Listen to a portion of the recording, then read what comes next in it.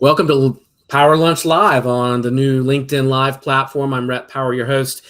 I will be doing this program. I do this program every Tuesday, Wednesday, and Thursday, as you know, around 12 noon, unless we have a guest that has a different schedule, and we try to accommodate that as best we can. I've got 5 programs this week instead of 3.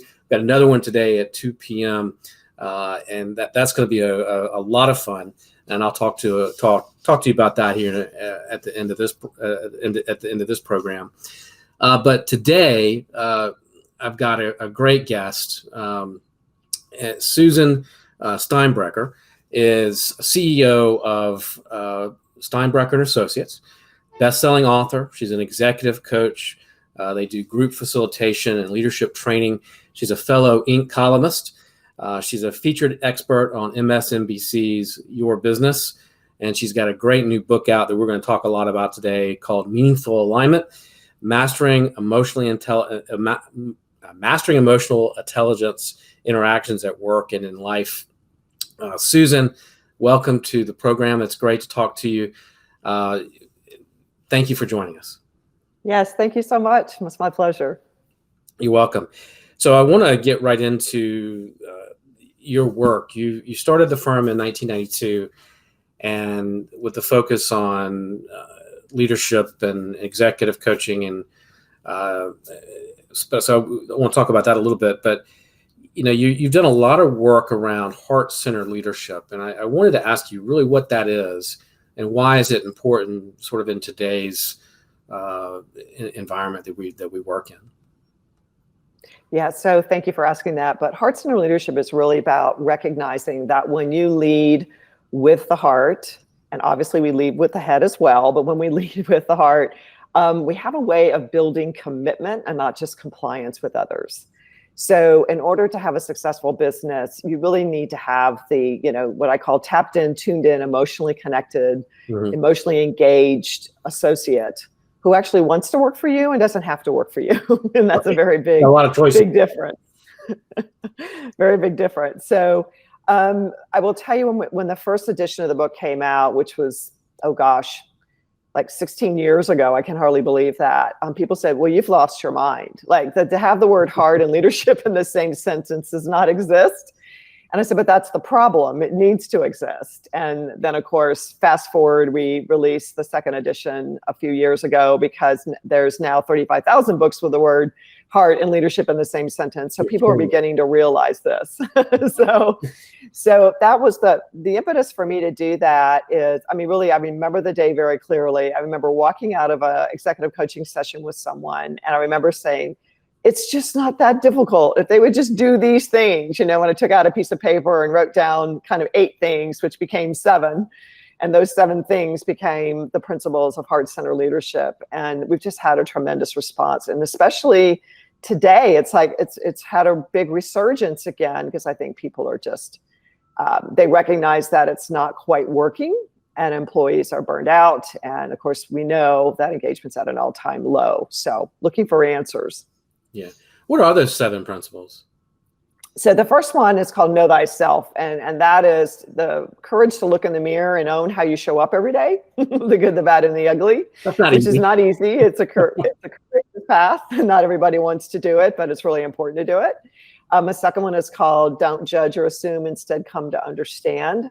We solve nothing when we're caught in judgment. And so that principle is all about, and even our brain is wired for judgment because it's a safety security thing. So it's counterintuitive to actually try to step back and give somebody the benefit of the doubt or come to understand what's actually happening versus, criticize and make a lot of assumption. We also have a principle called They Need What You Need, which is really saying at the end of the day, we're all in this together. Your basic needs to be valued, appreciated, listened to, cared about are kind of mine. So regardless of title or what your position is or anything else. Another one is know your impact of your words and actions. And that's the one we find that leaders struggle the most with because they forget that they are what I call goldfish swimming around in the glass fishbowl that everybody's watching and observing their behavior and making decisions about that leader based on that. So a leader's always on stage. We also have associates have a choice, which means Just because you're the boss doesn't mean they have to follow you. Right. And the last is what we call care for the heart, which is taking really good care of self. So leaders cannot perform at their very best when they're not healthy. So it is about taking really good care of self, mind, body, and spirit so that you show up in the most inspiring way. So those are the 7. All right. Those seem really, really important. And do you think that we've gotten better as managers and leaders in the last 20 years, 15 years? Yeah, that's a great question. I don't know. I mean, honestly, I see some that really have. They've recognized the path to highly profitable businesses is that employee engagement again. And they know that if those employees are turned on and tuned in and emotionally connected, they're going to outperform the other businesses in their marketplace. So some certainly have, but we still have plenty that are struggling with this sort of old leadership style that just doesn't work anymore, especially with a democratically oriented workforce who vote every day with their feet, whether they're going to follow you or not. That's right. And their hearts. How can leaders and managers establish those emotional connections? I mean, if I realize, look, I've got to make some changes, and I realize I've got a culture problem, I realize, something's not working really well, and I want to work on that. What are the steps? What are the sort of the first steps? Where do I go to sort of try to help figure out what I need? Yeah. So one of the first things that when we're coaching leaders, especially if they're out of sync with their team, which happen to have a lot of those that I'm working with, they're disconnected completely. Part of that is I always share with them, be vulnerable and be honest and be real, because that's what people are going to respond to. If you don't know, it's okay to say, I don't know. If you make a mistake, it's okay to say, I made a mistake. You know what I'm saying? So that authenticity and that transparency and that realness is what really connects with people. Because they know you're human. They know you're going to make some mistakes. And especially if you've made one, that's a big one. It's like the elephant in the room. Everybody knows it, but you're not owning it. It sets you back in terms of your credibility. So vulnerability certainly is one. And then when you really look at, there's so much work out there around what motivates people to perform their best. If you really look at what motivates an individual, I always say, we'll start with self. So what was the best boss you ever had in your career? Why did you think of that individual? Which typically, when I ask that question to thousands of people at this point, they think of that individual in 10 to 15 seconds. And often that person haven't had many of them. Yes. And often that individual worked with that person 20 years ago, and yet they think of them in 10 to 15 seconds. So, and when you ask them, well, what was it about that individual? The list is almost always the same. They cared about me. They listened to me. They empowered me. They trusted me. They cared about me as a whole human being, not just a worker. And that's a different thing. So go by your own story and your own example and do that is what I like to say. You know what it took. Somebody said to me yesterday that on an interview that I thought was really powerful. Be yourself. Don't be. Don't try to adopt a leadership style or try to adopt some other. Be real. Be who you are, and that I agree with that. And there's much better. Yeah, there's strengths that each person brings to the table in who they are in their leadership style, and there's going to be opportunities, but that goes back to, again, owning up to that and saying, hey, I got to admit, these are not areas that I'm strong at. That's why I need to surround myself by individuals who can bring that to the table and be okay with that. Again, the respect level goes up tremendously when someone just owns their strengths and owns the area of opportunity for growth. Fair enough. Let's talk about Meaningful Alignment, the new book. Yeah, I'm excited about it. Congratulations. So Dr. Robert Schaefer, my co-author, and I wrote this, and we decided we wanted to approach this in a unique way. So it's the first time I've attempted to do a novel. So it's a novel approach, and it's actually a novel. And the reason we went about that is stories are powerful. And people have a tendency to resonate with a story or see themselves in that story, or they just relate. And so we thought, well, what's one of the best ways that we can get this message across where people really take a look at that and say, okay, I get what they're trying to say, and I actually want to adopt some of this. Mm-hmm. And so all the characters in the book, we have a main character named Carl, of course, and whose life's basically imploding, Yes. both at home and at work. But so a lot of things are not working well for him. But this is an example of real clients. So we, of course, didn't put in the real names, but everything that Carl goes through at work and at home are really pieces of real clients we've worked with. So that's why we approached it that way. So you thought people would identify with him, they could identify more with instead of this 300-page business book that exactly tries to break down all these. Yeah, exactly. And we've had folks say that. They'll say, the fact that Carl and his son aren't talking anymore, his son is, glued to technology, it's getting in the way. Him and his wife are having more fights over the debt and other things going on in their business. He's having the pressure at work, not getting along with a peer, and they clearly need to align on some things because it's definitely not working. And of course, the boss says, we want you to work with a coach. And that's where all the knowledge gets imparted through the coaching sessions, as well as a wise elder mentor who comes into play, who also imparts some of the knowledge as well.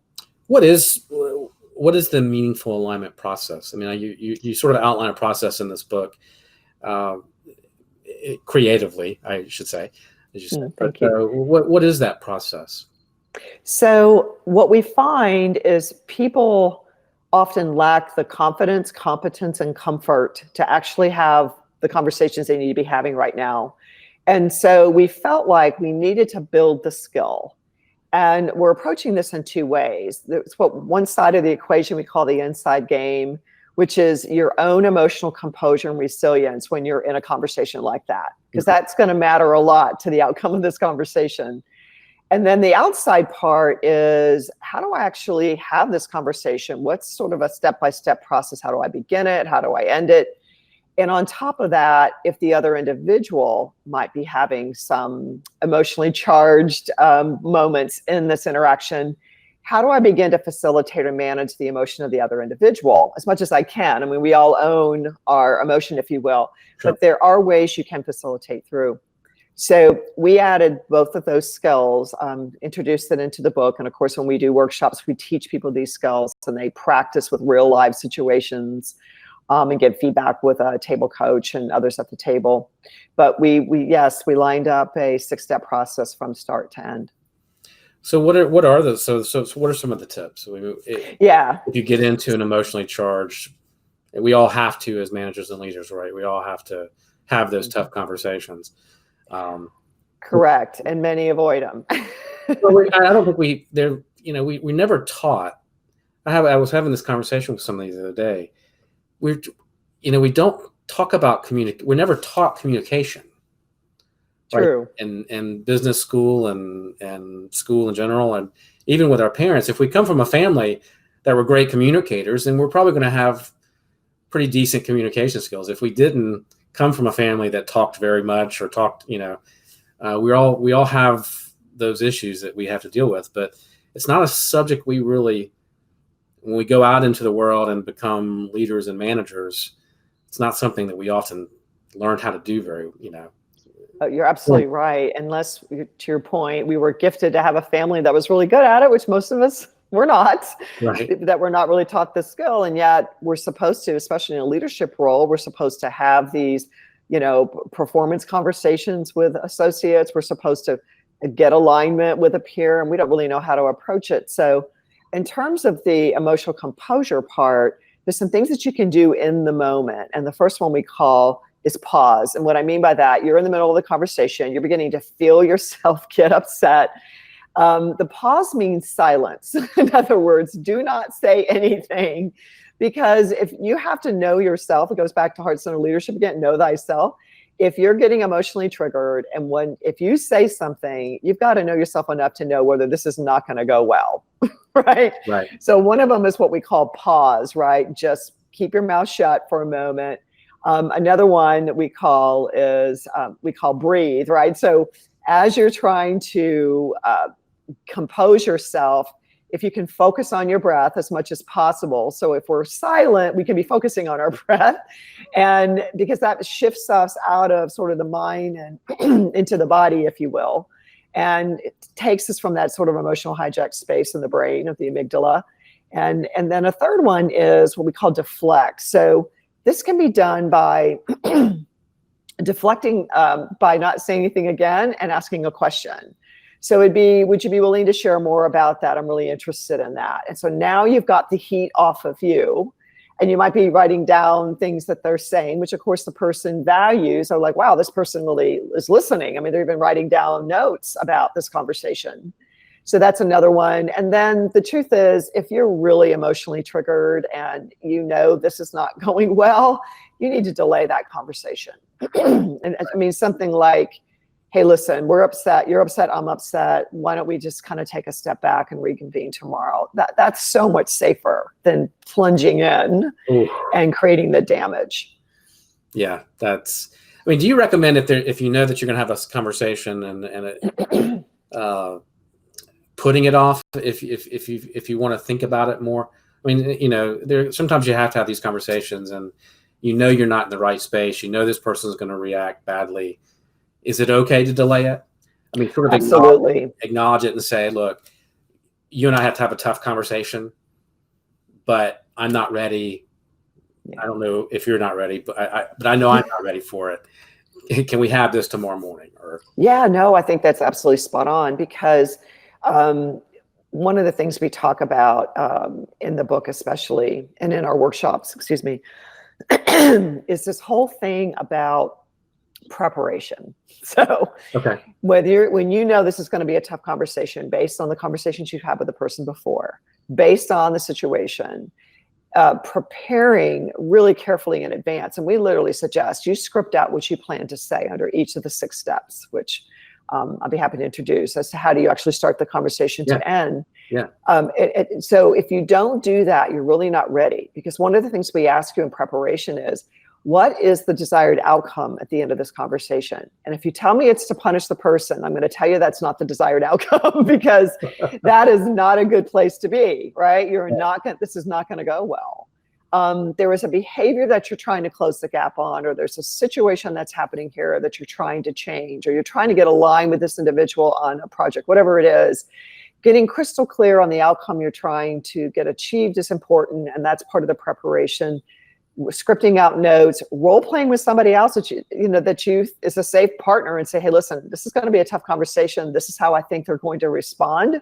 Would you role play this with me and as part of my preparation going in? Absolutely, yeah.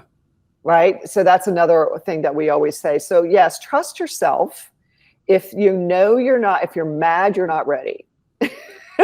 If you're frustrated, you're not ready. You need to postpone it until you can shift out of that judgment, because that's what that will be, into a place of coming to understand and really sitting back and saying, I need to give this person the benefit of doubt. I need to understand more.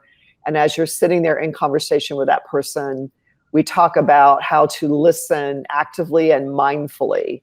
And that means full presence with that individual. And they will feel that, which will create safety, which will allow this conversation to have the best opportunity to go well. Right. I mean, that'll take it down a notch or two, right? And yes, so that it can be productive. Absolutely. Mm-hmm. What is totally switching gears? So what is the best advice that you've ever gotten from somebody? That's a great question. Probably one of the best. I was a really young general manager of a hotel, age 25. Mm-hmm. Too young, by the way. And it was one of those that you remember. I'm sorry. Is this the manager that you remember? Yeah, no, I was the young 25-year-old manager. Is this right? You were saying earlier think about a boss that you had? Oh yeah, no. This would not be that one. Okay. But I did learn a lot from him.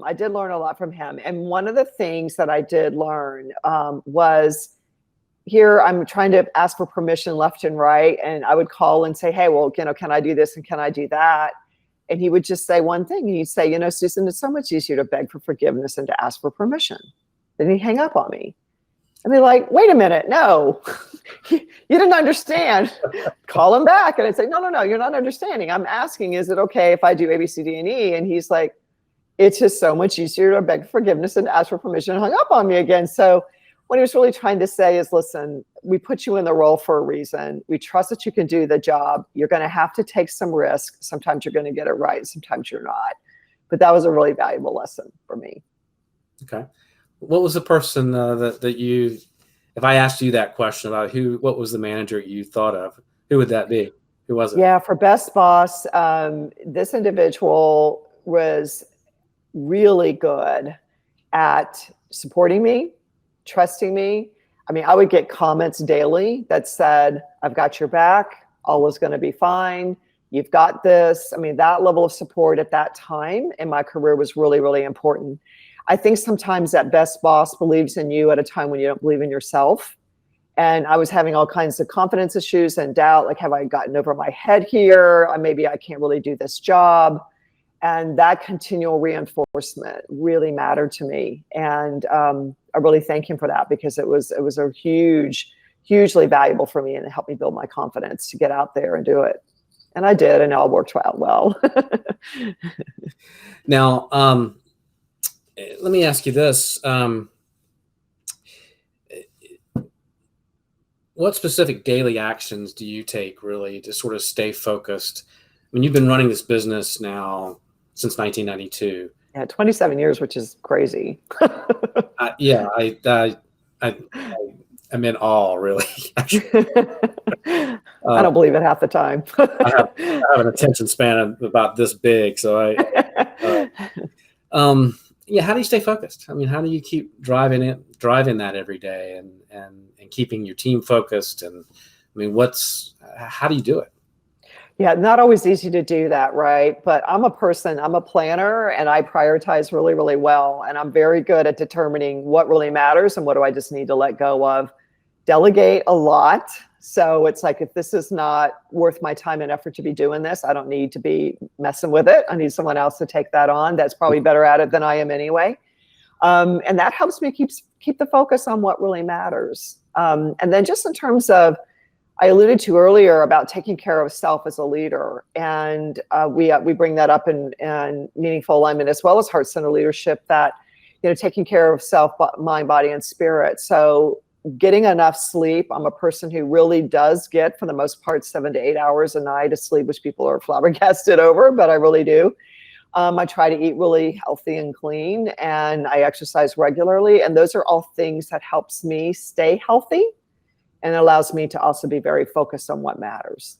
And I imagine at this point in the business, you can take time to do other things that you enjoy. Oh yeah, for sure. Vacations, et cetera, and taking long weekends, or, people I think sometimes are surprised. I'm not really the person putting in the 80 hours a week kind of thing. It's really more like 35 to 40, which probably shocks people. But the truth is I've got an unbelievable team of employee and contractor pool that we utilize whenever we're working on a project with a client. And half the time, I'm really not the best person to be focusing on that anyway. Somebody else should. Right. No, fair enough, right? Well, tell us where we can get the book. Tell us about how they can look if they want your help, your business's help. Tell us about that a little bit, so that yes. Thank you. So the book is Meaningful Alignment. So if they go to meaningfulalignment.com, that's probably the quickest place to go to get a book, or Amazon, of course, offers it as well. Or if they're interested in workshops, because we do a lot of workshops for companies. We have a 1-day and a 2-day version, and sometimes we'll do kind of a half-day or a 3-hour demonstration, if you will, so people get an idea what they're walking into skill development-wise. And then, of course, Steinbrecher.com, which is our overarching sort of legacy business. Steinbrecher.com is also one where they can go in and see all the services that we provide. And I imagine this is really good for teams. I imagine Meaningful Alignment would be a great program for your team. What's the sort of ideal size training that you would do? So we've done as many as 25 in a room, and we've done as few as 10. And what we typically deploy is what we call a table coach role. So we have a table coach sitting at each, let's say, round table of 4 to 5 people. The reason that's really important is we want that just-in-time feedback from that coach to that person practicing the skills. Okay. And it also keeps everybody else at the table engaged, because everyone's going to have the opportunity to practice all the skills that we've developed as part of meaningful alignment. And we all know that if there's one person facilitator standing in front of the room of 25 plus people, you have no idea what's going on at the table in the back. They're probably on their phones or whatever. So that's the other reason we keep them very engaged, very active, and a lot of skill development. And that's why we use that particular table coach role. What do you think the result would be from a team interaction like this? If I'm a small, medium-sized business, what do you think I would see? Well, I'll tell you what our clients have told us. So what they've told us is that it was a game changer. There's clients that said to us that, one in particular, we were actually piloting this material a couple of years ago, and we were, working our way through and deciding how we wanted to develop the skills and what the workshop was going to look like and everything else. And we had a couple come back to us and say, I've never gotten completely along with this other individual, and the impact was so great because my team was basically against his team and was infecting everybody below us. And the two of them were actually in the workshop together. So that was interesting. And of course they met to practice the skills and have the conversation with a little bit of a laugh, because it's like, okay, we both know what we're going to do here because we just went through the training. However, what was really spot on was that they both said, listen, we have the goal of getting to alignment. We've been given the skills to do that. You and I really have to get on the same page because it's affecting us personally and the team and the company ultimately. And so what we heard is that they are completely on the same page today. Now, they're not best friends. They're probably not going to go get coffee together. But their ability to work together and solve issues together has gone up exponentially. So that's the kind of feedback that we hear, is conversations that they would have had in the past would not have gone the way they're going now.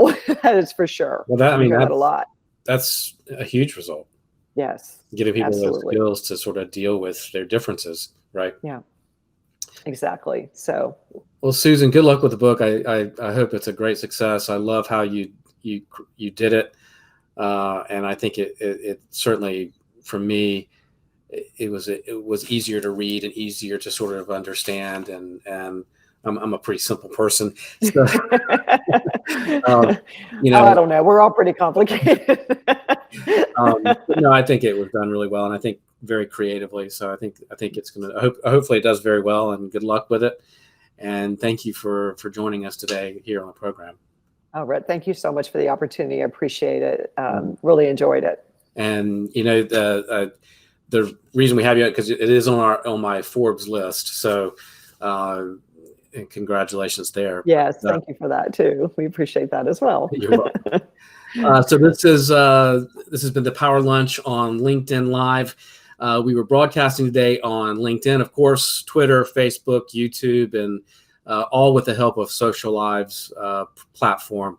Now, if you like the program, give us a like or share, or do forward it to people so that they can all learn from our guest. And if you have questions for Susan or I, please feel free to ask them on LinkedIn. I'm sure we'll certainly be happy to answer those questions. I will be posting the website for the book on Amazon and on your website on LinkedIn today, so that you can go directly to it from our talk here. And again, Susan, thank you for joining us. And I'll see you today, guys, at 2:00. Join me. We're going to have a great conversation this afternoon at 2 with another author. You can check out who's going to be on today at 2 on the website. So, and that is Power Lunch